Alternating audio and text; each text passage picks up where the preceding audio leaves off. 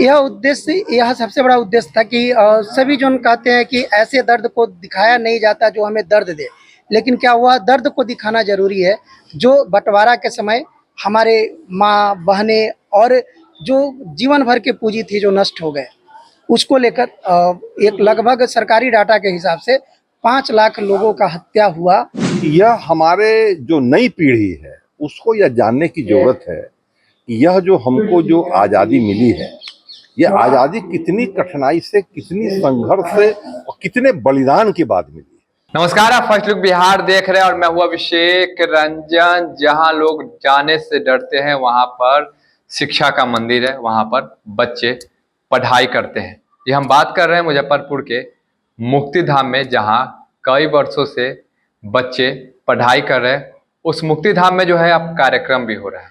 कार्यक्रम क्या है कि जिस प्रकार से देश विभाजन हुआ था उसको लेकर 12 दिन से कार्यक्रम चल रहा था, उस कार्यक्रम का आज समापन किया गया है। मुजफ्फरपुर के मुक्ति धाम में जो कार्यक्रम चल रहा था उस कार्यक्रम का नाम है विभाजन विभीषिका प्रदर्शनी कार्यक्रम। जो देश जब विभाजन हुआ था उस समय जो त्रासदी हुई थी उसको लेकर बच्चों के बीच में इस बात को बताया गया, कैसे देश आज़ादी हुई थी और देश आज़ादी के बाद किस प्रकार से जो है देश में त्रासदी आई थी, लोग किस प्रकार से जो है उनको कष्टों का सामना करना पड़ा था, कितने लोगों की मौत हुई थी, महिलाओं पर क्या अत्याचार हुआ था, उन सभी बातों को बच्चों के बीच में बताया गया है और आज इस कार्यक्रम का समापन किया गया है। इस कार्यक्रम में बता दें कि शहर के डिप्टी मेयर मोनालिसा, समाज सेवी भीमसेरिया सहित शहर के कई गणमान्य लोग भी आज मौजूद रहे हैं। पहले आप सुनिए क्या कुछ कह रहे हैं जो वहाँ के शिक्षक है, अपन पाठशाला जो पढ़ाते हैं, जिनके द्वारा ये कार्यक्रम के आयोजन किया गया। इसके साथ साथ समाज सेवी भीमसेरिया क्या कुछ कह रहे हैं। कार्यक्रम यह विभाजन विभीषिका को लेकर था। विभाजन विभीषिका में जो त्रासदियाँ हुई उसको बताने और समझाने को लेकर 12 दिवसीय प्रदर्शनी लगा था। यह प्रदर्शनी का आज समापन हो रहा है, फिर हम लोग अगले साल इसको लगाएंगे। क्या उद्देश्य है इस तरह का प्रदर्शनी? यह सबसे बड़ा उद्देश्य था कि सभी जो कहते हैं कि ऐसे दर्द को दिखाया नहीं जाता जो हमें दर्द दे, लेकिन क्या हुआ, दर्द को दिखाना ज़रूरी है। जो बँटवारा के समय हमारे माँ, बहनें और जो जीवन भर के पूँजी थी जो नष्ट हो गए, उसको लेकर एक लगभग सरकारी डाटा के हिसाब से 5 लाख लोगों का हत्या हुआ, 50,000 महिलाओं के साथ दुर्व्यवहार हुआ और अत्याचार हुआ। 1.5 करोड़ लोग ऐसे रहे जो अपने घर से बेघर हो गए और रिफ्यूजी की ज़िंदगी जी रहे थे। इन सभी पर आधारित केंद्र सरकार के द्वारा जो भारत विभीषिका दिवस मनाया जाता है 2021 से, उसके बाद उसी को लेकर, ताकि बच्चों के मानस पटल पर यह रहे और आने वाले समय में कभी कोई ये ना कहे कि देश का बंटवारा नहीं हो सकता, अगर बंटवारा होगा तो हमारे लाश पर होगा।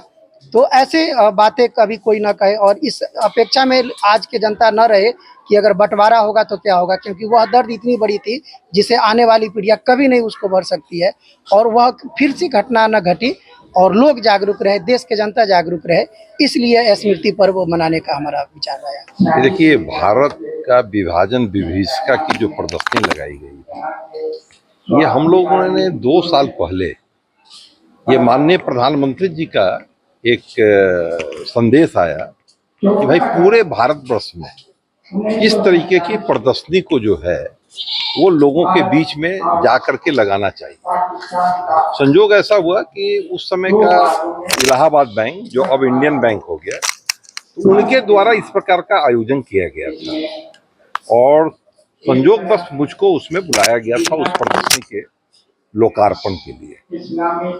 तो वहां जाने के बाद मैं इतना अधिक प्रभावित हुआ कि मैं इसकी चर्चा उसके बाद लगातार विभिन्न प्लेटफॉर्म से करता रहा कि यह हमारे जो नई पीढ़ी है उसको यह जानने की जरूरत है कि यह जो हमको जो आज़ादी मिली है, यह आज़ादी कितनी कठिनाई से, कितनी संघर्ष से और कितने बलिदान के बाद मिली है। आप सोचिए, 14 अगस्त तक जो है भारत और पाकिस्तान जो और तीसरा आज जो नया देश बांग्लादेश बन गया, वो एक ही भूमि का टुकड़ा था, एक ही देश था, एक ही देश के हम लोग सभी लोग बातचीत थे और 24 घंटे के अंदर में ही हमारे देश का बंटवारा हो गया।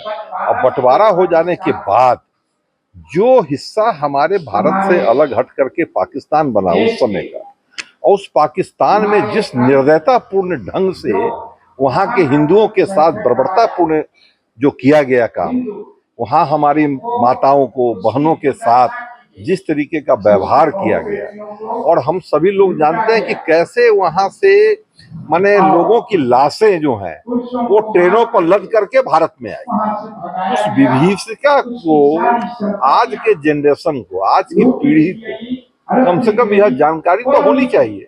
हालांकि आज जो घटना घट गई उसकी पुनरावृत्ति या उसको फिर हम लौटा के कुछ नहीं ला सकते, लेकिन कम से कम आज के नौनिहाल को यह जरूर मालूम हो कि यह आजादी हमको जो मिली है ये बहुत आसानी से नहीं मिली है, बहुत बलिदान के साथ। और इसी चीज से प्रेरित होके हम लोगों ने इस प्रदर्शनी का जो है वो आयोजन किया। तो आप सुन रहे थे किस प्रकार से जो है बताया गया है, बच्चों के बीच में किस प्रकार से इसको दर्शाया गया है, किस प्रकार से बच्चे वहां पे जाकर पढ़ाई करते हैं, क्योंकि जिस जगह पे जाने से सभी लोग डरते हैं, जहां पर अब शिक्षा का मंदिर है और बच्चे पढ़ाई करते हैं।